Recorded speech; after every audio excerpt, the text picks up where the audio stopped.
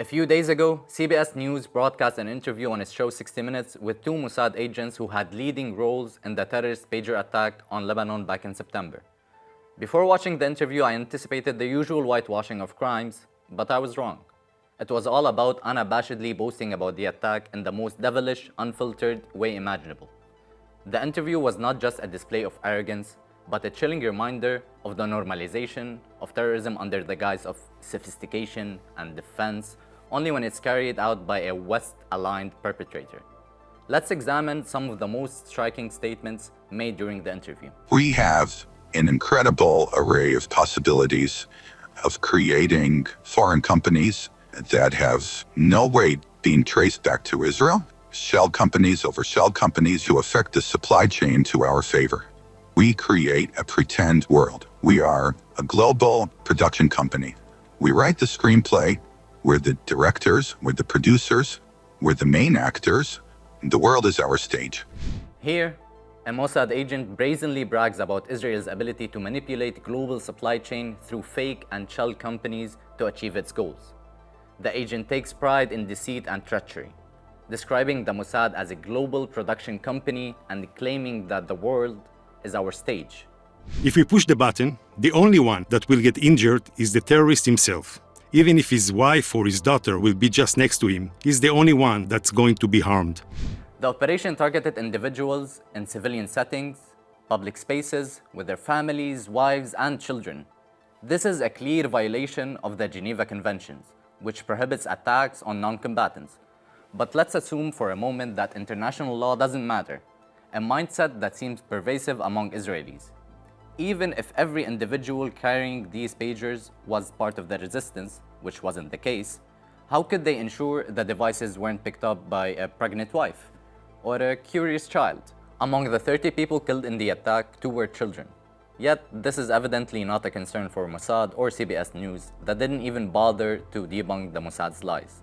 And this is, of course, other than the thousands of civilians injured in the explosions, another fact that 60 Minutes completely glossed over. We make advertising movies and brochures, and we put it on internet, and it became the best product in the beeper area in the world. According to the agents, any advertisement we see could potentially be a clandestine Mossad operation. Disturbing? Certainly, but social media platforms are surely doing their best to combat this, right?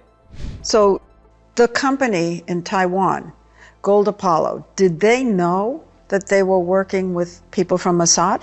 Gold Apollo had zero clue that they are working with the Mossad. This is outright fraud. A Taiwanese company was unknowingly dragged into this operation, jeopardizing its reputation and risking diplomatic relations between Lebanon and Taiwan. When they are buying from us, they have zero clue that they are buying from the Mossad. We make like Truman Show. Everything is controlled by us behind the scene. For most people, watching the Truman Show might inspire a healthy skepticism of media or a questioning of reality. For a Mossad agent, it's apparently a source of inspiration, a manual for creating deceptive bubbles to trap people, all without remorse or a moral compass. Thank God they didn't watch Star Wars. Watch the man on the left. Those right next to him were unscathed. The very next day, Mossad finally activated the walkie-talkies that had been dormant for 10 years, some going off at the funerals of those killed by the pagers. Booby-trapping walkie-talkies to cause explosions at funerals.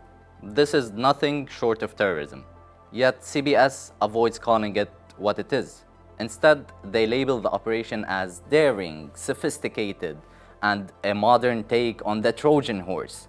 No media ethics, no logic, just propaganda. Killing Hezbollah terrorist. If he just dead, so he's dead. But if he wounded, you have to take him to the hospital, take care of him. You need to invest money in efforts. And those people without hands and eyes are living proof, walking in Lebanon, of don't mess with us. They are walking proof of our superiority all around the Middle East. Narcissism, hints of fascism, and an unhealthy dose of vanity, perhaps. Here we have a psychopathic individual boasting about superiority achieved through terrorizing civilians, and causing irreversible harm. Sounds familiar? We want them to feel vulnerable, which they are. We can't use the pagers again because we already did that. We've already moved on to the next thing. And they'll have to keep on trying to guess what the next thing is. Once again, spreading fear and paranoia among the people of Lebanon while pridefully vowing future attacks. The dehumanization is unfathomable. The sense of pride in such a gruesome operation reminded me of an interview with a Nazi soldier who became a mercenary in the Congo.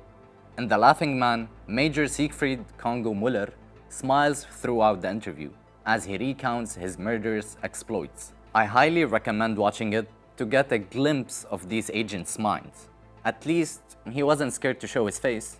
The day after the pagers exploded, people were afraid to turn on the air conditioners in Lebanon because they were afraid that they would explode. Siri, what's the definition of terrorism? Terrorism is defined as the unlawful use of violence, intimidation, or coercion, especially against civilians, to achieve political, religious, ideological, or social objectives. Thank you.